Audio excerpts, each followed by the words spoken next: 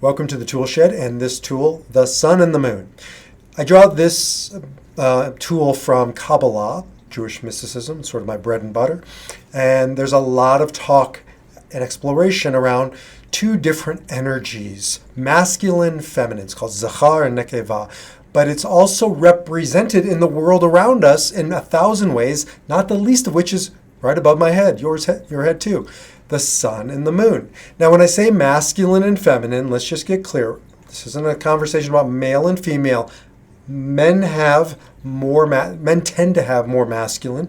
Women tend to have more feminine. However, they're both energies are within us, and we need to learn how to access whichever one doesn't come naturally.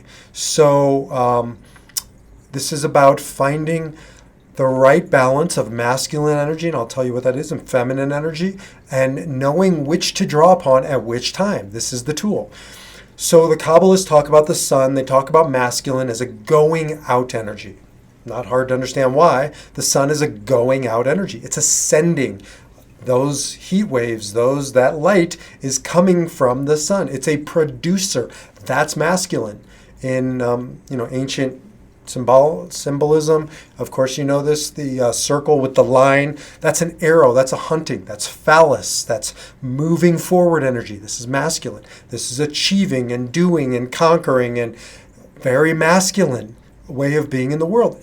And it gets a bad rap nowadays. Without it, we wouldn't have hospitals, we wouldn't have roads, we wouldn't have progress. There's a time and a place. Now anything out of balance is destructive. So too much sunlight can burn, scorched earth, can burn not only the physical earth, but the people in our lives who have to put up with our sunlight. Come over here to the moon. The moon is feminine. The moon doesn't produce anything. It receives. So Zachar, masculine, sunlight, giving or doing or producing. And the moon, Nekeva, feminine, is a receptivity, is a receiving. These two work hand in hand, right? We need both of them in this universe to make it work and in our lives to make it work. That moon quality is being present to the other person, right? And receiving what he or she has to offer us. So here's an example of when I use the sun and the moon in my life. When I'm at work, I think of sun energy. It's masculine. It's time to create and produce. Now, there are times, like when I'm talking with clients, that I'll go more into the feminine moon role. However, by and large, I would say I live my life out in the world as the sun. It's just dominant. I'm a very masculine energy, and I need to work on that. And I'll tell you about the phase of my life where I'm shifting into more feminine. But the bottom line is when I go home at night, I got to work to get into the moon, to get into the feminine. So, and I notice this, if I don't use this tool and I go into my house and I've been burning too hot that day, especially like if I've been around a corporate setting, which is all masculine, even, nothing to do with men and women. It's just a masculine producing culture. I go home. If I don't shift into my moon quality, I don't connect with the people in my house, meaning my wife and my kids. They need me to not burn so bright, not burn so hot, not talk to them in the same tone that I was talking, at IBM or wherever I was talking. And I need to be able to receive their light because, I'm an Enneagram 8, 7s and 8s burn very hot and bright. And so if I'm not careful, there'll be no room for their light. I'll overshadow, no, I can't say overshadow them. I'll overbright them. I'll over-illuminate the room, and I have to pull back. The moon is a withdrawing energy, and there's a beautiful time and place to withdraw. Now, some people might need to, think more about turning on the sunlight, especially some of the Enneagram types like 9 and 4 and 5. These are withdrawing types naturally. 8 is more of an asserting energy or sun energy. 7's a sun energy. 6 can go either way. 3 is a sun energy. 2 can go either way. 1 probably can go either way. So, but the bottom line is, whether it's the Enneagram or just, doing some self-contemplation work, which is my dominant? Do I go to the sun, the doing, the producing, the achieving? Do I go to the moon, the receiving, the withdrawing, the holding space for others, but not inserting myself into the space, not producing enough, not turning on my light enough, or hiding my light?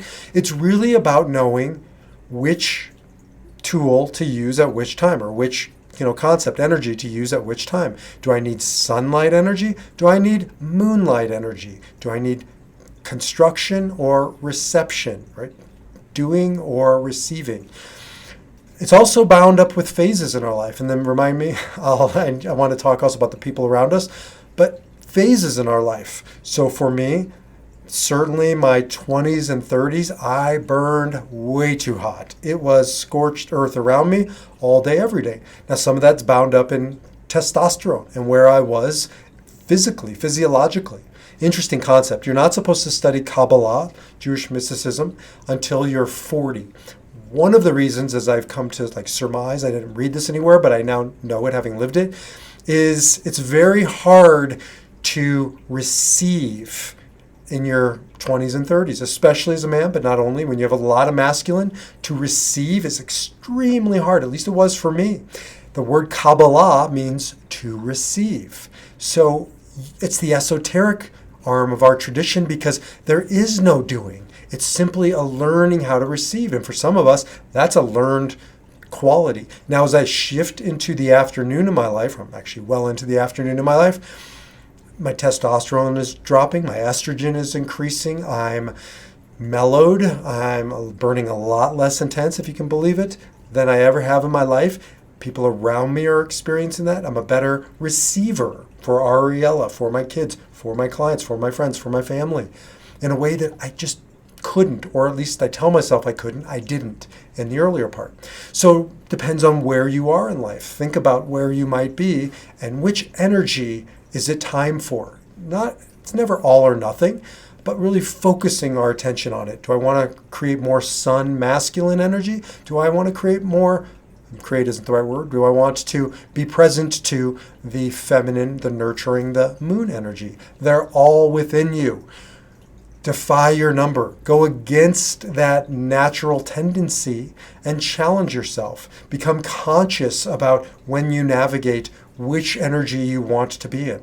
I did remind you, and you didn't do your job. You didn't remind me. To remind me about people around you. It also affects who's around me. Sometimes I'll notice I'm around too many sun people, sun energy, too much masculine, too much doing.